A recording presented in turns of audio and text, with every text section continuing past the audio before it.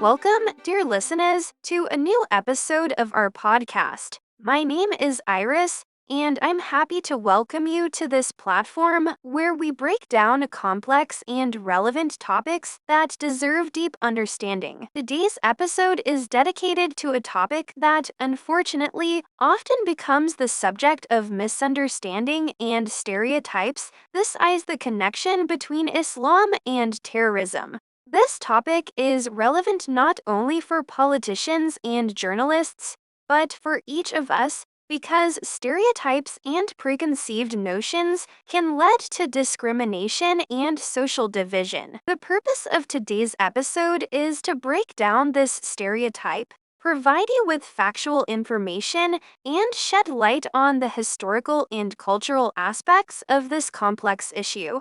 We will try to understand where these stereotypes come from, what their consequences are, and what we can do to break them. Before we begin, I want to emphasize that I am not an expert on Islam or terrorism. However, I have done thorough research, consulted with experts, and used reliable sources to prepare this material. If you have questions or comments, please feel free to send them to us. So, let's get started. Before moving on to the main topic, let's take a quick look at the history of Islam. Islam is one of the largest world religions, founded in the 7th century in the Arabian Peninsula. It was founded by the Prophet Muhammad, and his teachings were laid down in the Quran, the holy book Muslims. Islam has spread all over the world and now has more than 1.9 billion followers. It has various schools and directions, such as Sunnism, Shiism, and many others. Islam, like any major religion, has a complex and diverse relationship with politics and society.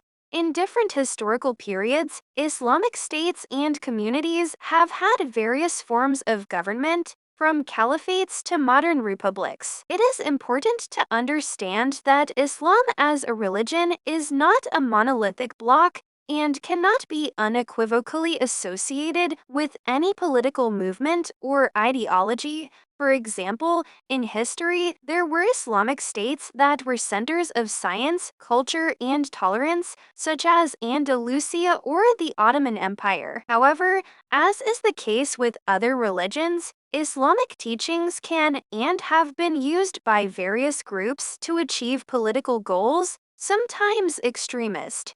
This, however, does not make the entire religion or all its followers responsible for the actions of these groups. So, when we talk about Islam's connection to terrorism, it's very important not to generalize or draw conclusions about an entire religion or culture based on the actions of individuals or groups. In the next part, we will take a closer look at common stereotypes about the connection between Islam and terrorism, their origins, and how they are reflected in modern society.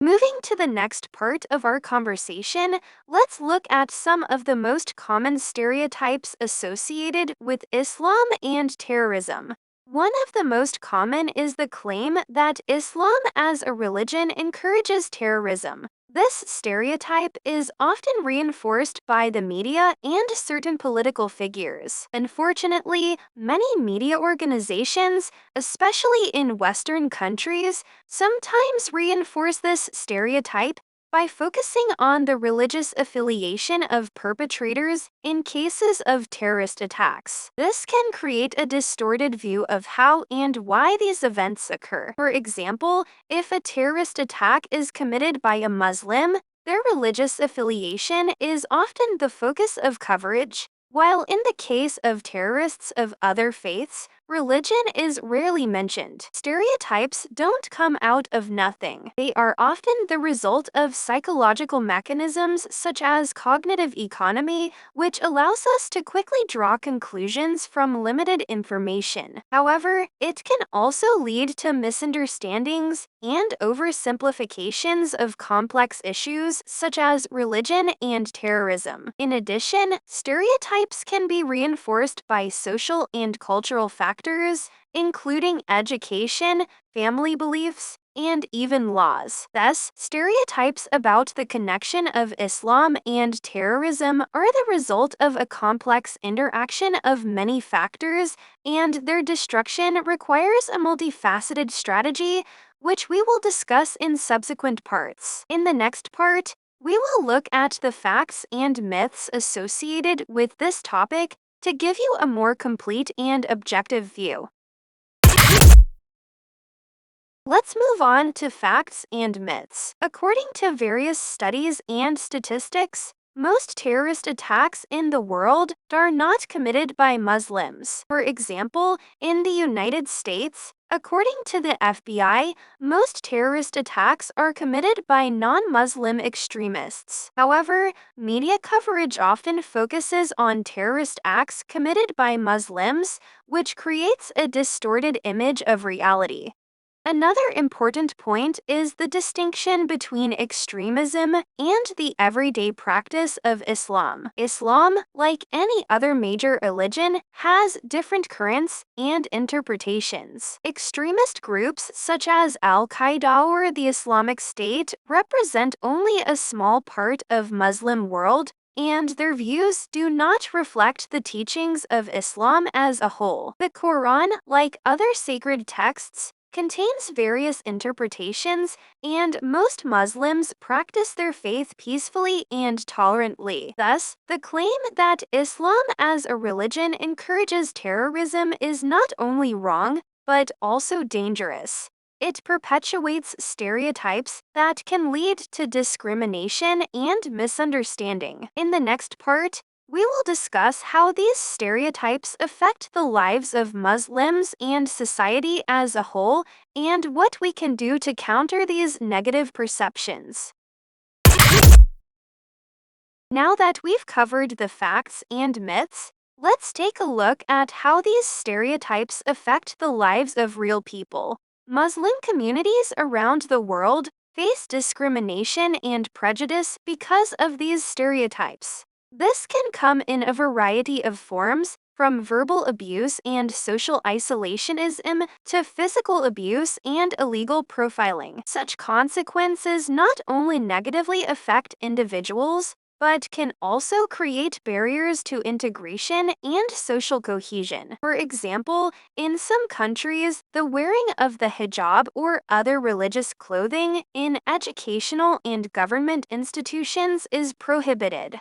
This not only violates human rights to freedom of religion, but also reinforces stereotypes associated with Islam. Social misunderstanding can also manifest itself in the form of Islamophobia, which can be exacerbated by political rhetoric and media coverage. It is important to understand that these stereotypes and their consequences are not a Muslim problem. They are a societal problem. Discrimination and prejudice destroy the social fabric and increase division. In the next and final part of our podcast, we'll look at what each of us can do to break down these stereotypes and build a more just and understanding society. Friends, we have come to the end of our podcast. Today, we dived into the complex and sensitive topic of the connection between Islam and terrorism.